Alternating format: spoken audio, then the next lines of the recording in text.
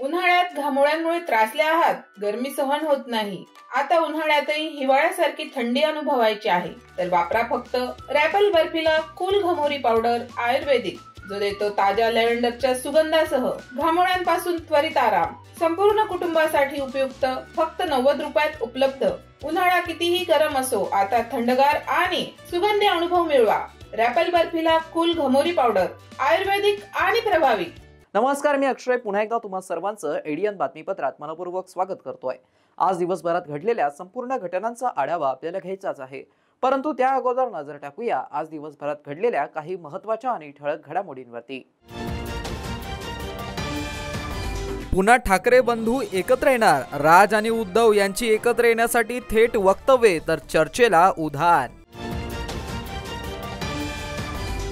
तर defence cluster तयार करून उद्योजकांच्या क्षमतांना चालना द्यावी, मुख्यमंत्री देवेंद्र फडणवीस यांचं आवाहन. तर संरक्षण सामुग्री उत्पादनासाठी आत्मनिर्भरतेकडे देशाची वाटचाल असल्याने संरक्षण मंत्री राजनाथ सिंह यांचं प्रतिपादन. आता बघूया सविस्तर बातम्या. नाशिकमध्ये अतिशय सुनियोजित पद्धतीने दंगल घडवण्याचा प्रयत्न झाला. न्यायालयाच्या निर्णयानंतर तेथील लोकांनी स्वतः अतिक्रमण काढण्यासाठी सुरुवात केली. नाशिक दंगलमध्ये दिसणाऱ्या लोकांनी जाणीवपूर्वक दंगल केली, जाणीवपूर्वक दगडफेक केली, म्हणून त्यांच्यावरती कडक कारवाई करण्यात येत असल्याचं मुख्यमंत्री देवेंद्र फडणवीस यांनी शहरात आले असता माध्यमांशी बोलताना सांगितलंय. मराठवाड्यामध्ये डीएमआयसी सोबत डिफेन्स क्लस्टर करता येईल का, हे पडताळून पाहणार असल्याचंही ते यावेळी म्हणाले आहेत. खरं म्हणजे नाशिकमध्ये अतिशय सुनियोजित पद्धतीनं दंगल घडवण्याचा प्रयत्न झालेला आहे. न्यायालयाच्या निर्णयानंतर तिथल्या लोकांनी स्वतः ते अतिक्रमण काढण्याच्या संदर्भात पोलिसांना सांगितलं आणि ते अतिक्रमण काढण्याची सुरुवातही त्यांनी स्वतः केली. त्याच वेळी ही सगळी जी मंडळी दंगलीमध्ये दिसत आहेत, या मंडळींनी जाणीवपूर्वक त्या ठिकाणी दगडफेक केली, जाणीवपूर्वक त्या ठिकाणी दंगा तयार केला आणि म्हणूनच त्यांच्यावर कडक कारवाई जी आहे ती करण्यात येते. पाणी टंचाईचा विषय संजय राऊत म्हटले सरकारची अनास्था आहे, त्यामुळे पाणी टंचाई. कोण संजय राऊत? यवतमाळमध्ये एका 12 वर्षाच्या मुलीचा मृत्यू पाणी हे आणताना गेलेला आहे. त्याबरोबर 6 लोकांना चैन करावी लागते तिथं पाणी काढण्यासाठी, आणि तिथं पण अनेक लोकांचा मृत्यू आहे. की निश्चितपणे अशा जिथे टंचाई आहे तिथे आपण कलेक्टरला अधिकार दिलेले आहेत. कलेक्टरने त्या ठिकाणी टँकरद्वारे पाणी पुरवठा करायचा आहे किंवा त्या ठिकाणी ज्या काही वेगवेगळ्या पद्धतीने पाणी पुरवठा करता येईल तो करायचा आहे. आपल्याला कल्पना आहे की महाराष्ट्रामध्ये एप्रिल आणि मे हे 2 महिने असे असतात की ज्या काळामध्ये खूप भागामध्ये पाणी टंचाई तयार होते. प्रत्येक जिल्ह्याचा पाणी टंचाईचा आराखडा आपण तयार करतो. त्या आराखड्यानुसार ज्या ठिकाणी टंचाई होणार आहे त्या ठिकाणच्या उपाययोजना या ठरवायच्या असतात. त्याच्याकरता जिल्हाधिकाऱ्यांच्याकडे आपण निधी देखील उपलब्ध करून देतो. त्यामुळे अशा प्रकारची घटना जर कुठे होत असेल तर तिथे काय अडचणी आहेत ते आम्ही समजून घेऊ आणि त्यातनं मार्ग काढू. उद्योगांसाठी उत्तम परिसंस्था असलेल्या छत्रपती संभाजीनगर येथील उद्योजक धाडसी व कल्पक आहेत. येथे डिफेन्स क्लस्टर तयार करून त्यांच्यातील क्षमतांना चालना द्यावी, असा आग्रह मुख्यमंत्री देवेंद्र फडणवीस यांनी संरक्षण मंत्री राजनाथ सिंह यांना केलाय. मराठवाडा आत्मनिर्भर भारत की रक्षाभूमी या विषयावरती chamber of Marathwada industries and agriculture तर्फे आयोजित चर्चासत्रामध्ये फडणवीस बोलत होते. संरक्षण सामुग्रीसाठी लागणाऱ्या उत्पादनांची आयात कमी करून देश आत्मनिर्भर होत आहे. सद्यस्थितीमध्ये 500हून अधिक उत्पादने देशातच बनवले जात आहेत. संरक्षण सामुग्री निर्मित क्षेत्रामध्ये अमर्याद संधी आहेत. त्यात छत्रपती संभाजीनगरच्या धाडसी उद्योजकांना सामावून घेण्यासाठी मुख्यमंत्री देवेंद्र फडणवीस यांच्या नेतृत्वामध्ये उद्योजकांच्या शिष्टमंडळाने दिल्लीला पुढील चर्चेसाठी यावं, अशा शब्दात देशाचे संरक्षण मंत्री राजनाथ सिंह यांनी आज येथील उद्योजकांना निमंत्रण दिलं. येथील हॉटेल रामा इंटरनॅशनल येथे आयोजित या चर्चासत्रात संरक्षण मंत्री राजनाथ सिंह, राजस्थानचे राज्यपाल हरिभाऊ बागडे, मुख्यमंत्री देवेंद्र फडणवीस, पणन मंत्री जयकुमार रावळ, इतर मागासवर्ग कल्याण व अपारंपरिक ऊर्जा मंत्री अतुल सावे, खासदार डॉक्टर भागवत कराड, आमदार नारायण कुचे, आमदार अनुराधा चव्हाण, विभागीय आयुक्त दिलीप गावडे, जिल्हाधिकारी Dilip Swami, chamber of Marathwada industry and ॲग्रिकल्चरचे अध्यक्ष अर्पित सावे, सचिव अथर्वेशराज नंदावत तसेच उद्योजक मोठ्या संख्येने उपस्थित होते. मान्यवरांच्या हस्ते वृक्षपूजन करून चर्चासत्राचा प्रारंभ करण्यात आला. डिफेंस मैन्युफैक्चरिंग में अनप्रेसिडेंटेड अपॉर्चुनिटी है, क्योंकि जब से मेक इन इंडिया में डिफेंस को एक प्रकार से ईज आउट किया गया, और मैं भारत सरकार का आभार व्यक्त करता हूँ. पुणे हो, नागपुर हो या फिर अपना अहिल्यानगर हो, ये डिफेंस क्लस्टर तैयार हो गए.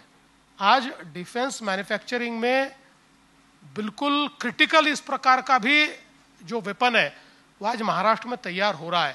आप लोगों ने हमारे हाथ में एक नया काम सौंपने की कोशिश की है, लेकिन सचमुच आप लोगों की जो हैंकरिंग है कुछ कर गुजरने की, मैं उसका स्वागत करता हूं, उसका मैं अभिनंदन करता हूं. भारत इस मामले में सेल्फ रिलायंट बनना चाहिए. एक उनके अंदर तड़पन जो मैं आप लोगों को देख रहा हूं, मैं उसकी सराहना करता हूं, उसकी मैं प्रशंसा करता हूं. लेकिन हाँ, ये मैं आपसे कहना चाहूँगा कि भारत को डिफेन्स प्रोडक्शन के मामले में भी सेल्फ रिलायंट बनाने के लिए हम लोग पूरी तरह से कमिटेड हैं. तर पुन्हा एकदा राज ठाकरे आणि उद्धव ठाकरे हे दोघेही भाऊ एकत्र येणार असल्याची चर्चा सर्वदूर सुरू असून या दोघांनीही एकत्र येण्याच्या मुद्द्यासाठी पोषक असलेली विधाने केली असल्याने पुन्हा एकदा महाराष्ट्र राज्यामध्ये राजकीय वातावरण बदलेल का असा प्रश्न उपस्थित केला जातोय. मनसे प्रमुख राज ठाकरे यांनी एक उद्धव ठाकरेंच्या शिवसेनेसोबतच्या युतीवरती मोठं विधान केलंय. आमच्यातील वाद, आमच्यातील भांडणं, आमच्यातील गोष्टी किरकोळ आहेत, त्यापेक्षा महाराष्ट्र खूप मोठा आहे. या महाराष्ट्राच्या आणि मराठी माणसाच्या अस्तित्वासाठी ही भांडणं, हे वाद, या गोष्टी अत्यंत क्षुल्लक आहेत, असं राज ठाकरे म्हणालेत. मराठी दिग्दर्शक महेश मांजरेकरांनी घेतलेल्या मुलाखतीमध्ये राज ठाकरेंनी यावरती भाष्य केलंय. एकत्र येणं आणि एकत्र राहणं यात काही मला कठीण गोष्ट आहे असं वाटत नाही, परंतु विषय फक्त इच्छेचा आहे. हा एकट्या माझ्या इच्छेचा विषय नाहीये, माझ्या स्वार्थाचाही विषय नाहीये. मला असं वाटतंय की लार्जर पिक्चर बघणं गरजेचं आहे, असं राज ठाकरेंनी सांगितलं. तसेच सगळ्या महाराष्ट्रातील राजकीय पक्षातील मराठी लोकांनी एकत्र येऊन एकच पक्ष काढावा, असंही विधान राज ठाकरेंनी केलंय. तर उद्धव ठाकरे यांनी त्यास प्रत्युत्तर देताना राज्याच्या हितासाठी किरकोळ भांडणं बाजूला ठेवायला मी देखील तयार आहे. उद्धव ठाकरेंनीही सांगितलं, आपल्याकडून भांडणं नव्हती, ती मिटवून टाकली आहेत, असं देखील उद्धव ठाकरेंनी स्पष्ट केलं. आपल्यासोबत जाऊन महाराष्ट्राचा फायदा आहे की भाजपसोबत जाऊन ते आधी ठरवा. किरकोळ भांडणे बाजूला ठेवायला मी तयार आहे. मी सर्व मराठी माणसांना महाराष्ट्रासाठी एकत्र येण्याचं आवाहन करतोय. पण एक अट आहे, जेव्हा आम्ही लोकसभेला सांगत होतो हे सगळे उद्योग घेऊन गुजरातला जात आहेत, तेव्हाच विरोध केला असता तर महाराष्ट्र हिताचं सरकार केंद्रात आणि राज्यात बसवू शकलो असतो. तेव्हा पाठिंबा द्यायचा, आता विरोध करायचा, मग परत तडजोड करायची, हे असं चालणार नाही, असं उद्धव ठाकरे म्हणालेत. यावरून पुन्हा एकदा राज ठाकरे आणि उद्धव ठाकरे हे दोघे भाऊ एकत्र येणार असल्याची चर्चा सर्वदूर सुरू असून या दोघांनी एकत्र येण्याच्या मुद्द्यासाठी पोषक असलेली विधानं केली असल्याने पुन्हा एकदा महाराष्ट्र राज्यामध्ये राजकीय वातावरण बदलेल का, असा प्रश्न उपस्थित केला जातोय. उद्धव ठाकरे आणि राज ठाकरे एकत्र येण्याचा विषय नेहमी चर्चांना उधाण येत असतं. लांडगे लबाड लोक लचके करत असताना यांच्या घराघरात भांडणे लावण्याचं काम आहे. शरद पवार यांचं घर फोडणं असतील, इंग्रजांची नीती आताच्या शासनाची आहे, या शक्तीविरोधात लढ्यासाठी एकत्र आलं तर चांगली गोष्ट असल्याचं प्रतिपादन विरोधी पक्षनेते अंबादास दानवे यांनी केलंय. एकतर हा विषय नेहमी चर्चेला येत असतो आणि उद्धवजी ठाकरे साहेब असतील किंवा राजसाहेब ठाकरे असतील, हे दोघे जसे भाऊ आहेत आणि या विषयाला भले महाराष्ट्र चर्चा करत असेल, काही नेते चर्चा करत असतील, काही प्रसार माध्यम चर्चा करत असतील, परंतु शेवटी भावाभावाचं नातं आहे हे सगळ्यांनी मान्य केलं पाहिजे. एक, राजकीय विषय स्वतंत्र आहेत, हाही विषय वेगळा आहे. आणि आतापर्यंतची जर परिस्थिती बघितली तर सातत्यानं उद्धवजींना त्रास होईल अशीच भूमिका किंवा उद्धवजींची जी आमची संघटना आहे ही कशा पद्धतीनं तिला त्रास होईल अशाच पद्धतीनं राजसाहेबांनी वेगळ्या भूमिका घेतली. चला, ते राजकारणात या गोष्टी होत असतात, पण असं होऊ नये. जर या महाराष्ट्रासाठी जर मला वाटतं अशा सगळ्या शक्ती एकत्र आल्या तर या महाराष्ट्राला नकोय अशातलं थोडी भाग. आणि म्हणून मला असं वाटतं अशी भूमिका राजसाहेबांनी मांडली असती तर त्याचा उद्धवजी ठाकरे साहेब एक स्वयंपूर्ण नेते आहे, स्वतःच निर्णय स्वतः घेणारे अशा प्रकारचं एक नेतृत्व आहे उद्धवजींचं. निश्चित याच्याविषयी व्यापक विचार मला वाटतं उद्धवजी ठाकरे साहेब करण्यास सक्षम. काय भूमिका आहे व्यक्तिगत? नाही, मी पक्षाचा सैनिक आहे, त्यामुळे माझी भूमिका पक्षाच्या पुढे नसते. व्यक्तिगत मला काही जरी वाटत असलं, मला राग असेल, प्रेम असेल, दोन्ही गोष्टी असू शकतात, परंतु शेवटी मी संघटनेचा सैनिक आहे. त्यामुळे संघटनेची जी भूमिका किंवा पक्षप्रमुखाची जी भूमिका, पक्षप्रमुखांनी उद्या सांगितलं की इथं उडी मारायची तर तिथं उडी मारली पाहिजे, त्या भूमिकेचा मी शिवसैनिक आहे. शहरवासियांना एक सुवर्ण संधी. तुम्ही एखादा व्यवसाय करताय का? मग एडीएन वरती जाहिरात करा आणि मिळवा व्यवसायात मोठा फायदा. तर वाट कसली बघत आहात? आताच खाली दिसत असलेल्या नंबरवरती संपर्क साधा. आपल्याला अजूनही काही बातम्यांचा आढावा घ्यायचा आहे, परंतु इथे वेळ झाली आहे एका छोट्याशा ब्रेकची. कुठे जाऊ नका, पाहत रहा एडीएन न्यूज.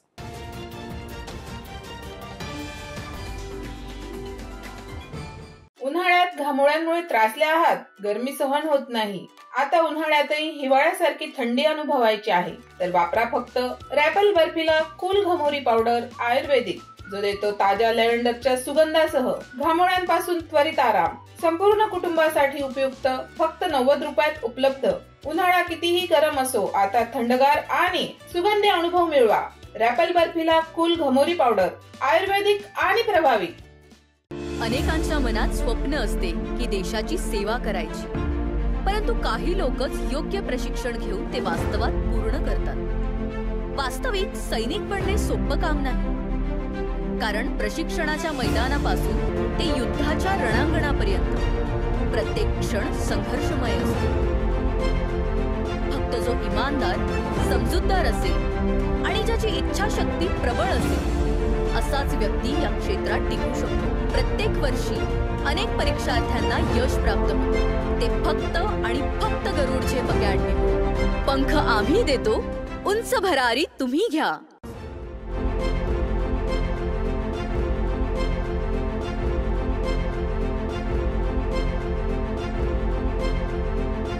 शिक्षण असो किंवा नोकरी, कुठल्याही कामानिमित्त छत्रपती संभाजीनगर येथे येत असाल तर तुमच्या घरगुती जेवणाची चिंता आता मिटली.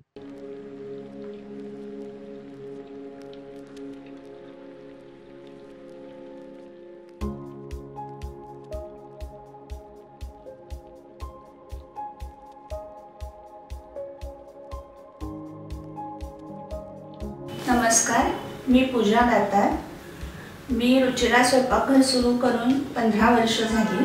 सुरुवातीला रुचिरा स्वयंपाकघर सुरू करताना माझी आवड म्हणून सुरू केलं, पण त्याचं व्यवसायात हळूहळू रूपांतर झालं. रुचिरा स्वयंपाकघर हे स्वतःच्या जागेत 2009 पासून संभाजीनगर खडकेश्वर येथे सुरू आहे. तेथून मला अनेक साऱ्या ऑर्डर्स मिळत गेल्या. एका मोठ्या शाळेचं मला कॉन्ट्रॅक्ट मिळालं होतं. मी रोज 2200 लोकांना जेवण देत होते 5.5 वर्ष. नंतर मी पूर्ण कॉन्सन्ट्रेशन रुचिरा स्वयंपाकघर खडकेश्वर येथे केलं. तेथील फीडबॅक म्हणाल तर सगळी मेडिकलची मुलं जे घरापासून दूर राहतात त्या लोकांना आपल्या घरासारखं जेवण रुचिरामध्ये मिळतं असं प्रत्येकजण आनंदाने सांगत असतो मला. आणि मी तर म्हणते की तुम्ही ते पे करून जेवता, पण ते म्हणतात की नाही, पे हा भाग वेगळा आहे, पण आमच्या शुभेच्छा आणि सदिच्छा जास्त महत्त्वाच्या आहेत. तसंच रुचिरा स्वयंपाकघरात आपण आपल्या घरच्यासारखं अन्नधान्य निवडून, भाज्या निवडून, अतिशय स्वच्छता राखून स्वयंपाक करतो. स्वयंपाकात घरगुती मसाले 80% वापरले जातात. माझा कटाक्ष क्वालिटी मेंटेन करण्यावर असतो, त्यामुळे मी किराणा जास्तीत जास्त चांगल्या क्वालिटीचा आणते. तसंच भाजीपाला जाधव मंडईत आणते, त्यामुळे ताजा स्वच्छ भाजीपाला मिळतो. त्यामुळे आपल्या स्वयंपाकाची चवही उत्तम राखता येते आणि आरोग्यपूर्ण स्वयंपाक होतो. घरगुती जेवणाच्या चवीसाठी एकदा अवश्य भेट द्या रुचिरा स्वयंपाकघर येथे.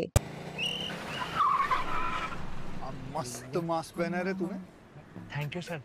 वो जान बचाने के लिए पहनना पड़ता है ना सर. रेडीमेड है या टेलर मेड है? ऑनलाइन ऑर्डर किया है सर. एक और है ना सर. देना. बहुत मस्त लगे आपको. ये ना सर. ना भाई, जान बचाने के लिए बाइक चलाते वक्त सिर्फ खोपड़े पे मास्क पहनेगा तो खोपड़े को कौन बचाएगा? समझ गया सर। हेलमेट ऑनलाइन ऑर्डर कर, वरना हमेशा के लिए ऑफलाइन हो सकता है। Okay sir. ये ले, चल हम ये भी ऑनलाइन भर दे। हेलमेट पहने, ट्रैफिक नियमों का पालन करे, जिंदगी के सफर को सुरक्षित रखे।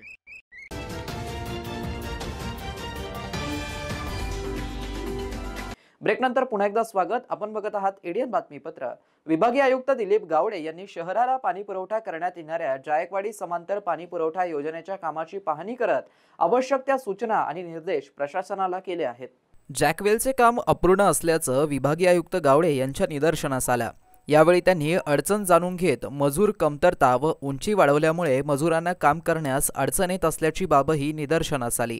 याबाबत मजुरांची संख्या वाढवणं, 200 MLDC पाणी पुरवठा करण्यासाठी आवश्यक भाग प्रथम पूर्ण करणं, 27 मीटरपैकी 24 मीटर पूर्ण असून उर्वरित 3 मीटर प्राधान्याने पूर्ण करणं, जॅकवेलच्या तिन्ही बाजूने माती भरून घेऊन ग्राउंड लेवलपर्यंत भराव करावा, जेणेकरून कामगारांना सुरक्षिततेपणे काम करता येईल असे निर्देश विभागीय आयुक्त दिलीप गावडे यांनी दिले। जॅकवेलच्या तिन्ही बाजूने माती भरण्यासाठी जमीन उपलब्ध करून देण्यासंदर्भात जलसंपदा विभागाची शोधलेली जागा योग्य नसल्याची अडचण विचारात घेत ती जागा निश्चित केली होती।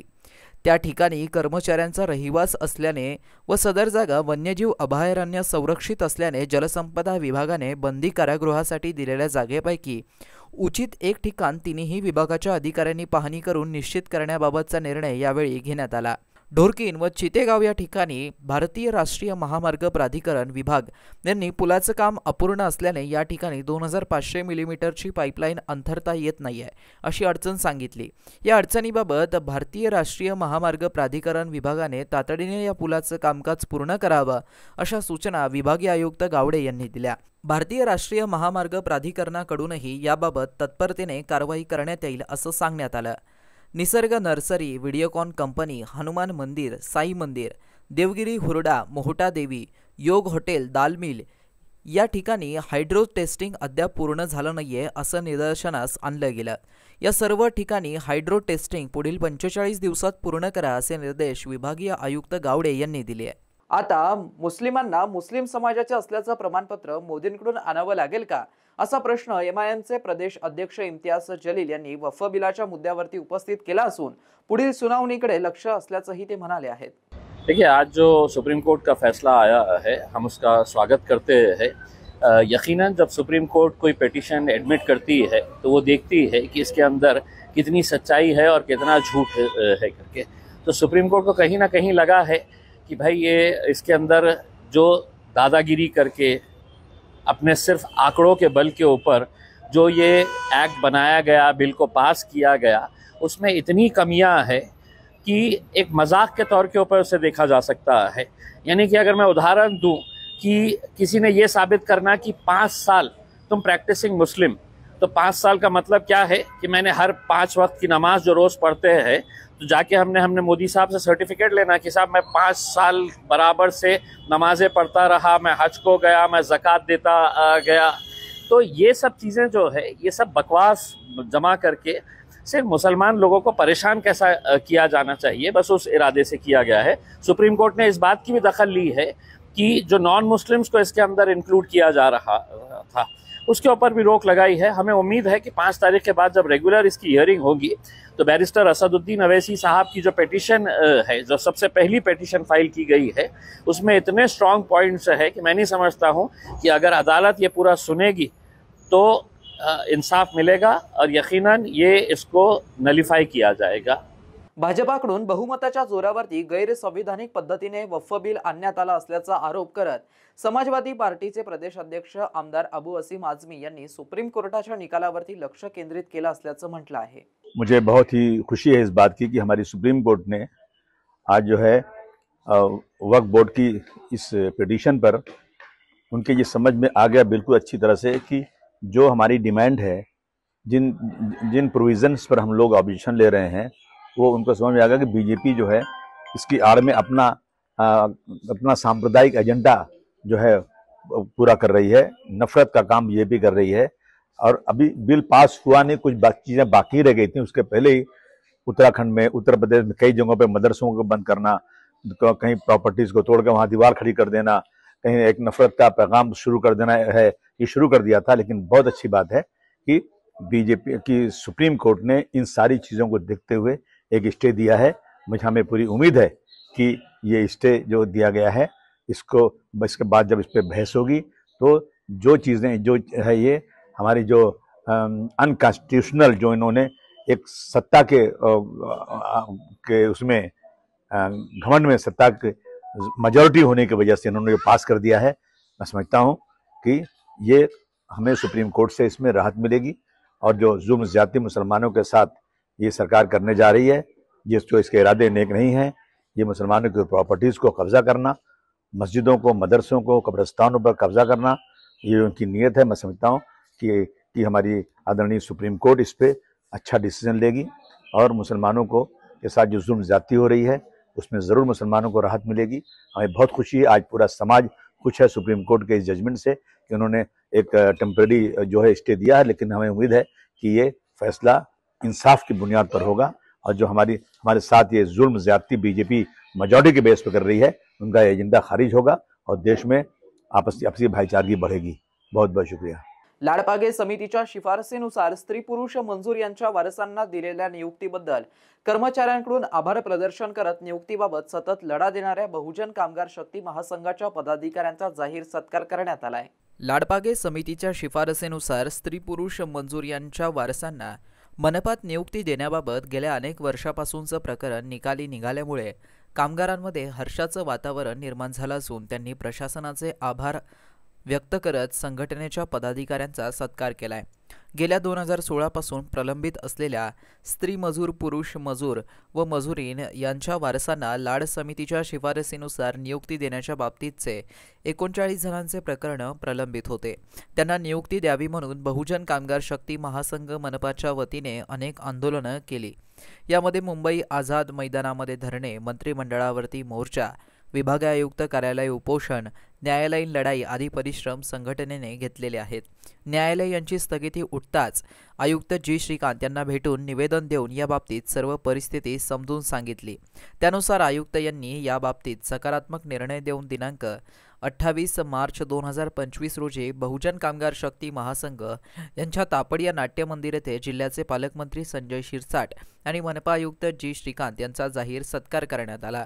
त्यावेळी पालकमंत्री यांना शब्द देताना आयुक्त यांनी डॉक्टर बाबासाहेब आंबेडकर यांच्या जयंतीचं औचित्य साधून दिनांक 12 एप्रिल 2025 रोजी 55 सफाई कामगारांना पालकमंत्री यांच्या हस्ते नोकरीच्या आदेशाचं वाटप करण्यात आलं।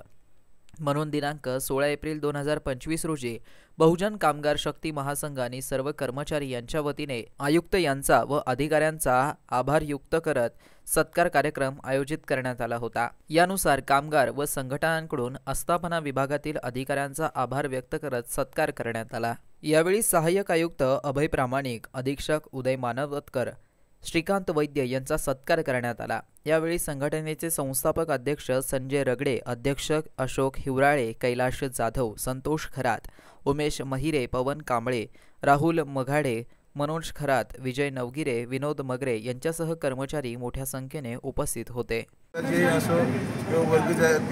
वर्गतीचे असो सर्वांचे मी प्रश्न मार्गी लावलेले, त्यामध्ये प्राधान्याने देणं जे 2010 ते 14ची जी चौकशी होती ती चौकशीमध्ये मुंडे चौकशी होती, त्या मुंडे चौकशीमध्ये सर्व कामगारांना त्यांचे सेवाविषयक फायदे व त्याचं अंतिम करून रेग्युलरमध्ये त्यांना सर्व फायदे दिले।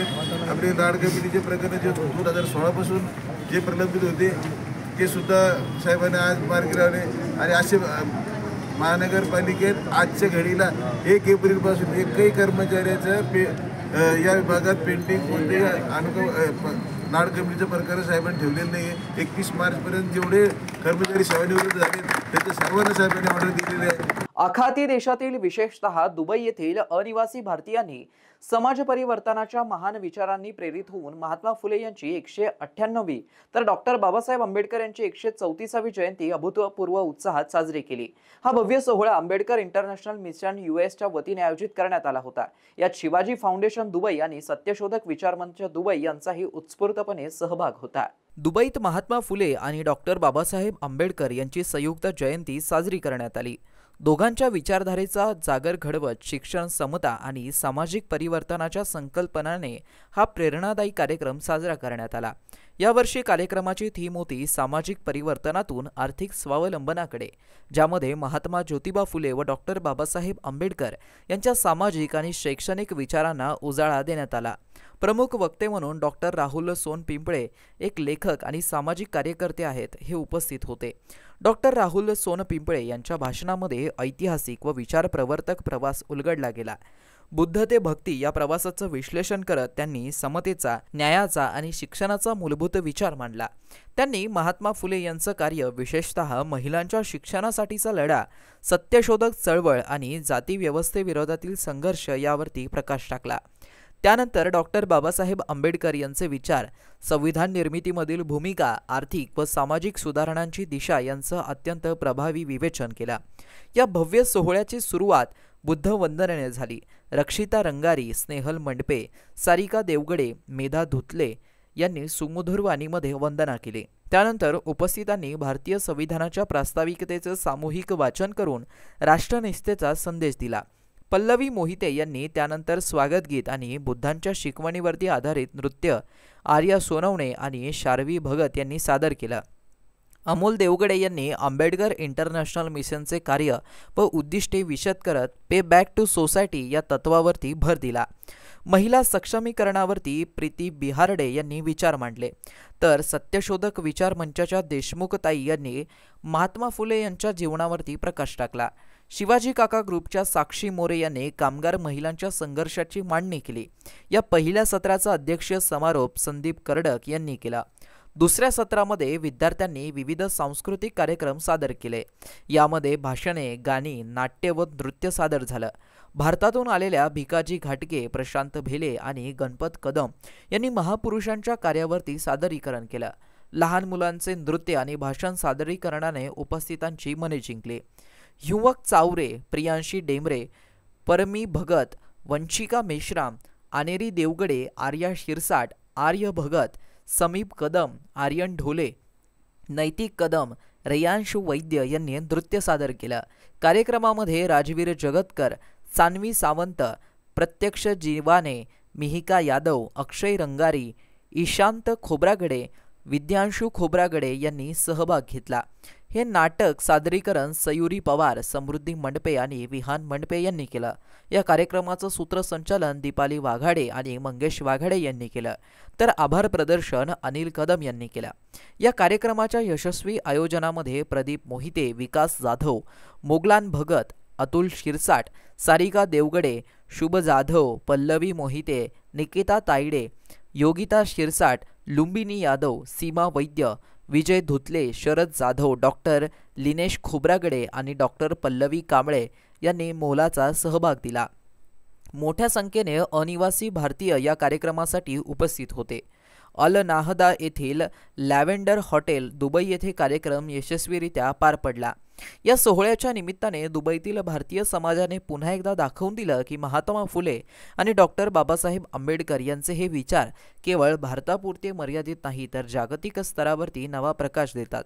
8 वर्षाच्या प्रनिल बनकर याने मला समजले फुले या विषयावरती विशेष सादरीकरण करत प्रस्थापित व्यवस्थेला सवाल केला। महात्मा फुले यांच्या चित्रपटाला विरोध का होतो आहे? त्यांनी तर सर्व समाजाच्या शिक्षणासाठी आणि हक्कासाठी लढा दिला। प्रणिलच्या प्रभावी सादरीकरणाने उपस्थितांची मने जिंकली। शेवटी पुन्हा एकदा नजर टाकूया आज दिवसभरात घडलेल्या काही महत्त्वाच्या आणि ठळक घडामोडींवरती। पुन्हा ठाकरे बंधू एकत्र येणार, राज आणि उद्धव यांची एकत्र येण्यासाठी थेट वक्तव्ये, तर चर्चेला उधाण। तर डिफेन्स क्लस्टर तयार करून उद्योजकांच्या क्षमतांना चालना द्यावी, मुख्यमंत्री देवेंद्र फडणवीस यांचं आवाहन। तर संरक्षण सामुग्री उत्पादनासाठी आत्मनिर्भरतेकडे देशाची वाटचाल असल्याने संरक्षण मंत्री राजनाथ सिंह यांचं प्रतिपादन।